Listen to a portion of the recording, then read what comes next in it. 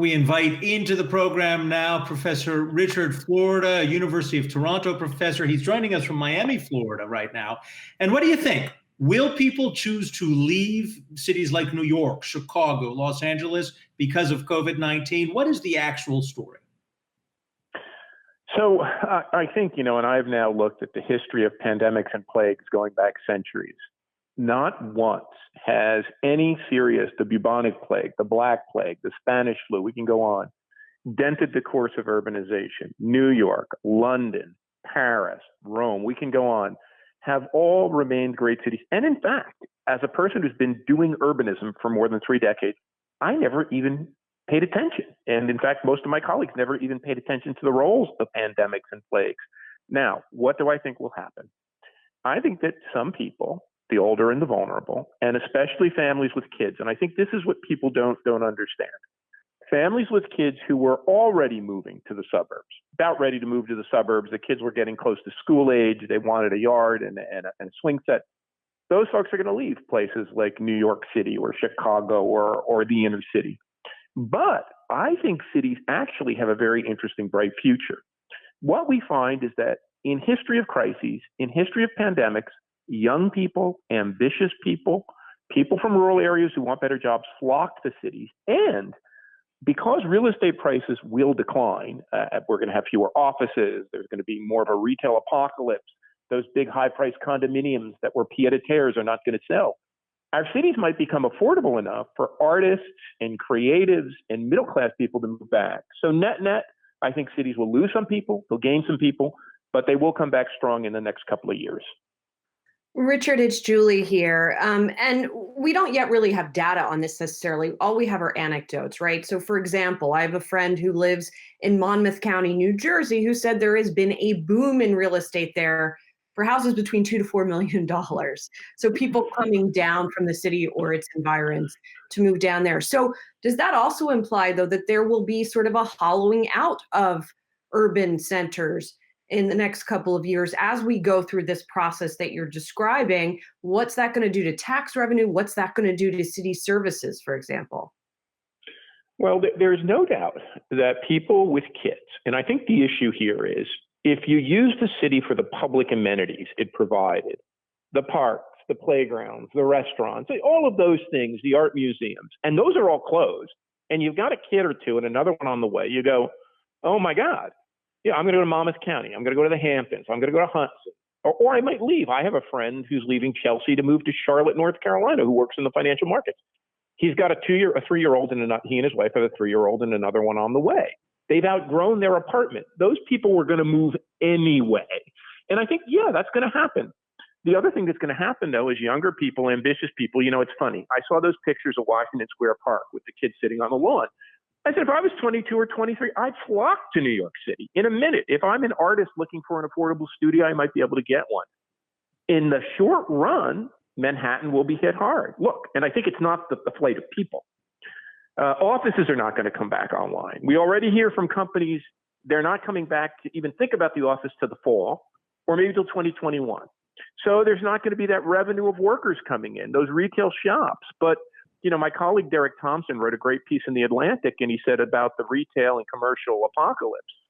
It's like a forest fire. It clears out the stuff that was there, and in the process of clearing, new stuff grows up. Look, we've been through pandemics and plagues for all of human history. Have cities failed? No. They come back even stronger. So I think we got to stop and think not just about the next 6 or 12 or 18 months. What will our cities look like in the long run? And there I'm incredibly positive, even though the short run is going to be very tough. Richard, Dan Roberts here. You mentioned that you think cities will be okay through this, but let's zoom in specifically on New York. And as you said, a 22, 23-year-old still wants to move to New York after this. I agree with you. I don't think that young people living in New York are going to flee from this, but I do think something you might see, specifically because New York has been hit so hard by this time, is that the sort of vertical living that we do in New York City suddenly becomes a lot less appealing. I think a lot of people, after being in their small apartments for 2 months straight, realize that maybe it's not such a great lifestyle, even though New York itself, outside your apartment, is so great. I'm thinking that a lot of people who maybe would have eventually moved out of New York City to the suburbs around it will now do that a lot sooner. Maybe people who are in their late 20s or early 30s leave in the next year, whereas maybe without coronavirus, they would have stayed 3 or 4 more years. I agree 100% that those family formation moves, I've always said there are 3 great moves. When you graduate college or university and you start in the labor market, that's a move to cities. When you have, not when you get married, when you form the family, when you have kids, that's typically a move, except for the super affluent who can afford all sorts of private schools and big apartments. That's a move out of cities. And then the empty nester move. What happens when the kids are gone? And what we found is a lot of those empty nesters move where the kids go. So some of that's back to cities. In the short run, we're going to see an acceleration of those family formation, young family moves out of cities into the suburbs. So what might have happened, as you said, over 2 or 3 years is going to happen in a month. And I think the other folks that are going to move out, which is good. You see, I think this is good, are those darn pied-à-terre buyers. You know, the people who are coming in and stashing money in a big condominium or townhouse, using it, 1 or 2 months a year. They're gone. They're going to retreat to their big houses wherever the hell they live, in Switzerland or in the Hamptons or in Greenwich.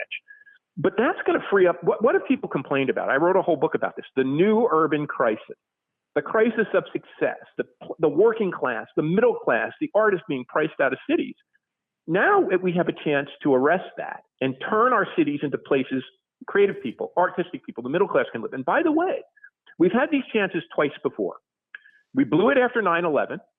And we really blew it after 2008. Everyone said after both those crises, New York would become more affordable, people would leave, the city would be reset, it would be gloom and doom. Both times it came back roaring.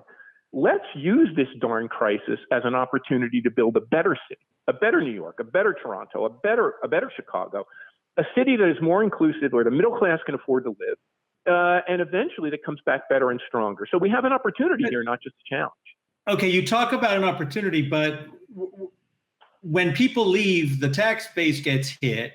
And how do you get those services that attract people to a New York or a Chicago if you don't have the revenue to do it? You keep talking long term. What's the long term if they don't have the revenue? Well, this is the issue that every city is going to have to confront. And not just big cities. What happens in a college town like Ann Arbor or Madison when no students come back in the fall? And those students turn the entire retail and service markets of those college towns. What happens to those lovely commuter suburbs where people lived near transit because they paid a premium to live in Montclair or other suburbs that are connected to New York City when people can't use transit and trains? It's not just big cities that are going to get hit with this revenue shortfall. This is going to be a bloodbath to all kinds of cities. So we got to figure this out. I'll tell you one thing. The places that will make it are the places, and you just talked to Comptroller Stringer, who's been terrific on this. We've been talking to his office. The places that are intentional and strategic and say, we're going to make a plan to grow better. We're not just going to throw up our hands and say, we're going to go with the flow here. And you see that. You not only see that in New York, you see that in small cities across the country saying, we're going to develop a recovery plan. This is like planning after a disaster, after a Katrina, after a 9/11. But for communities around the country, the places that do that well will succeed. And the places that blow it, if a city gets caught up in all of these political machinations and can't figure it out, they're going to be hard hit. All right. Richard Florida is a professor at the University of Toronto. We appreciate your being here. Hey investors, Zach Guzman here. Are you interested in learning more about the markets and getting the latest financial news? Well, then click right here to subscribe to our Yahoo Finance YouTube channel. Get the latest up-to-the-minute market analysis, big interviews in the world of finance, and information on how to manage your money every day wherever you are.